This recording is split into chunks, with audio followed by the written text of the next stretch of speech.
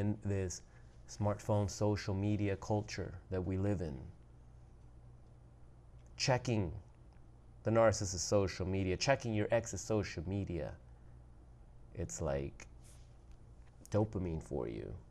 It's like the dopamine floodgates open up and your brain knows. Just the idea of checking the social media, the dopamine is already flooding. It's already flooding.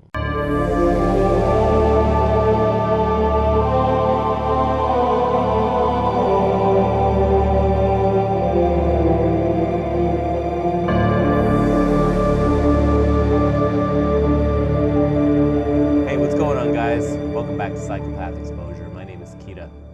I wanted to talk about the dangers of checking the social media of your narcissist ex after you've been discarded, how detrimental it is to your mental health and why you should never do it. First of all,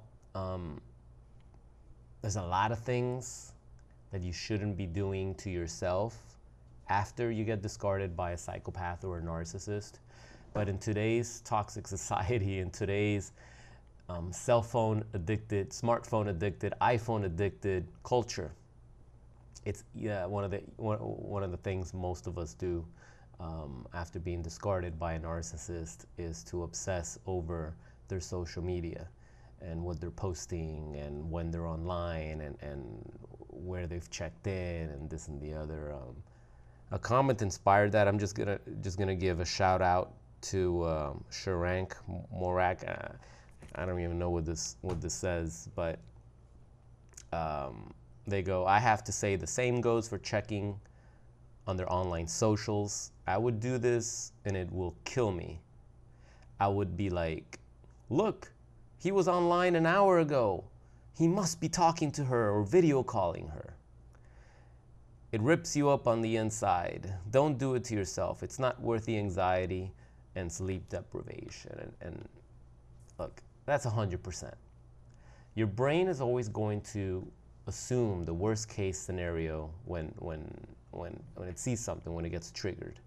So checking the narcissist's social media after you've been discarded, after the relationship with the narcissist has come to its bitter end, checking their social media is going to torment you all on its own. The narcissist has nothing to do with it at this point. They can post whatever they want. A lot of them post pictures a lot of narcissists post pictures of themselves with a new supply in hopes that you're going to look at it, in hopes that it's going to rip your heart apart, in hopes that you're going to lose sleep, in hopes that you're going to cry of jealousy. But if you never look at it, then the trap didn't work. If you never look at it, it never works. You see? I never looked back at the social media of my psychopath ex. I blocked her. I never looked. I never looked back at any of my ex-girlfriends' social media. And not the ones that are toxic, that is. The ones that are toxic, I know you're going to see some shit. And it's going to mess you up. And it's going to make you want them more. And you're going to see how slutty and promiscuous they're portraying themselves, and all these guys that are throwing themselves on them, and you're gonna want that more because it's temptation, right? It's temptation. And you're gonna see that, you're gonna be like, wow, I wish I could still get in there. Now all these guys are getting in there. So you don't look at it. But not looking at it takes willpower. Because again, in this smartphone social media culture that we live in, checking the narcissist's social media, checking your ex's social media, it's like dopamine for you. It's like the dopamine floodgates open up and your brain knows. Just the idea of checking the social media, the dopamine is already flooding. It's already flooding. And then you never feel good with what you see. But it's the idea of seeing something that throws that dopamine out. And it's the idea that it's the idea of seeing something that's going to soothe you or comfort you. But that's not how it works. Whatever, they can post a picture of their dog, and your brain is going to tell you, the narcissist is there with the new supply having a picnic, and they brought the dog and they took a picture of the dog. She probably took the picture with her phone. That's probably the new supply taking the picture. You know, no matter what you see, your brain is going to just ruin you. And if you see when they're online, like if you have that enabled, and you get to see when people are online, like, first of all, why would you even want to tell people where you are or checking in or give yourself up to that location? I mean, don't you know that the AI is already here and is already completely intrusive, and you're volunteering this information? But anyway, if you have that checked on, that means you can see theirs too, right? So you're gonna see, oh, they were online an hour ago and now he's offline. He must have been online and now that's it. He put the phone down because now they're in bed, you know, knocking boots. Or, oh no, he was probably, you know, like the commenter said, they were probably having a video chat. They were probably, you create all this narrative. And I'm not saying that sometimes that could be true. You're probably right. You're probably right. But even if you're wrong, or even if you're right, it doesn't matter.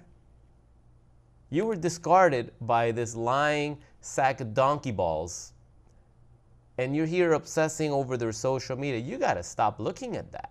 You got to stop looking at that. You got to start looking at yourself and realize, oh man, I'm falling apart. I'm obsessing over my narcissist ex's social media. Like, social media, think about that for a second. You can post whatever you want. You can filter out whatever pictures you want. Social media is a lie.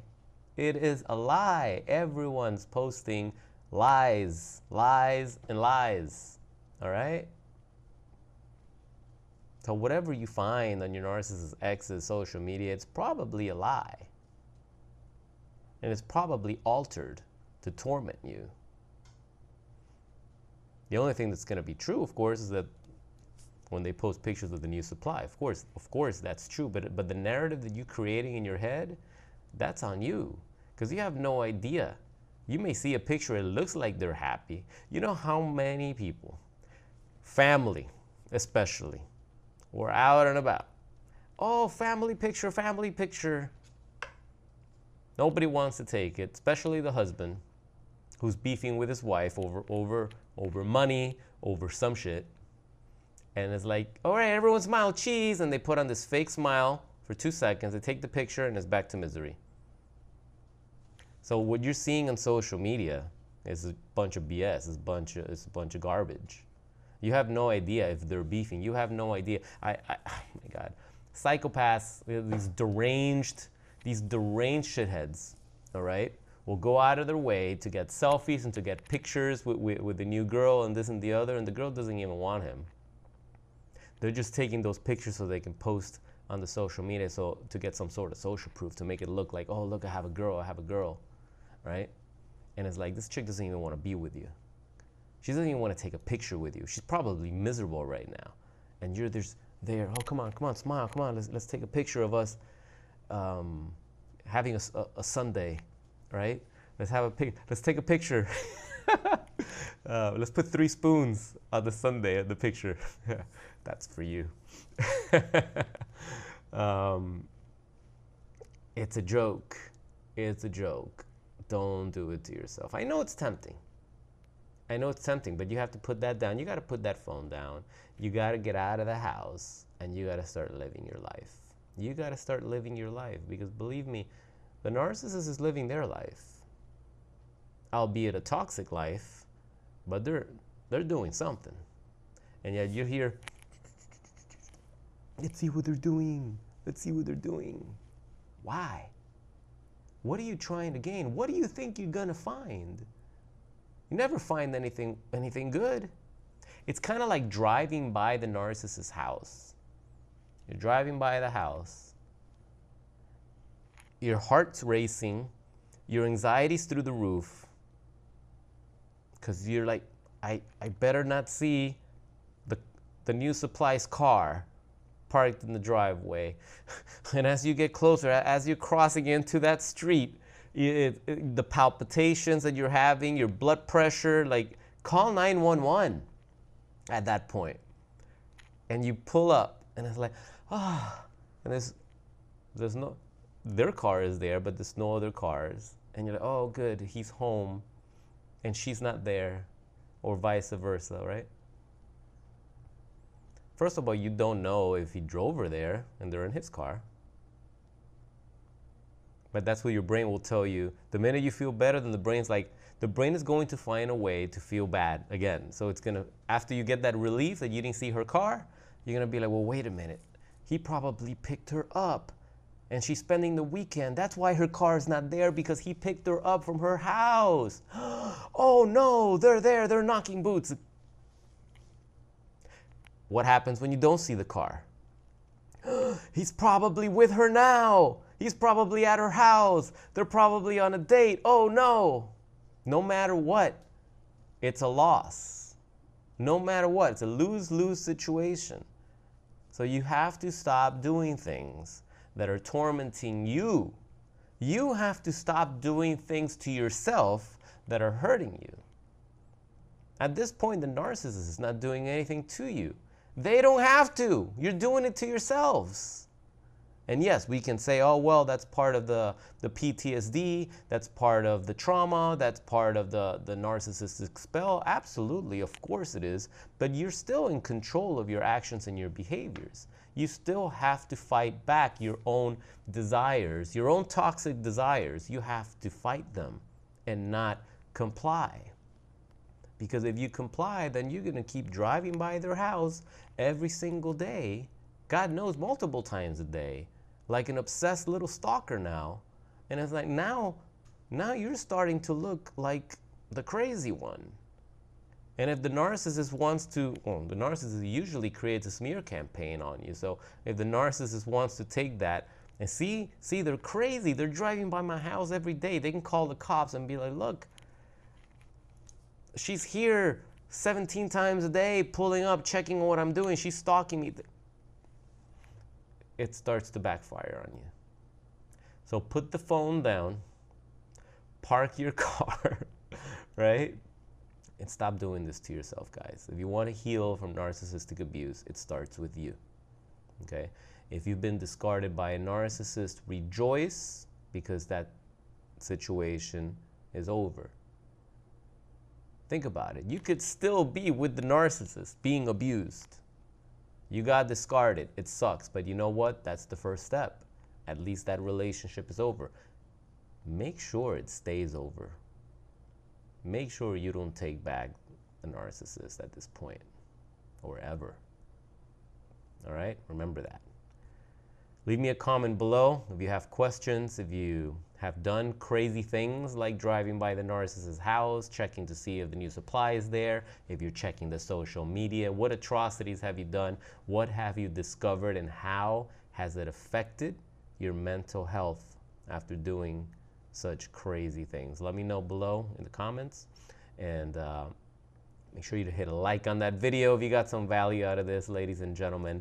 My name is Kita. This is Psychopath Exposure. I hope to see you guys in the next video. And if not, maybe the one after that. All right? Take care. Peace out. Have a good one.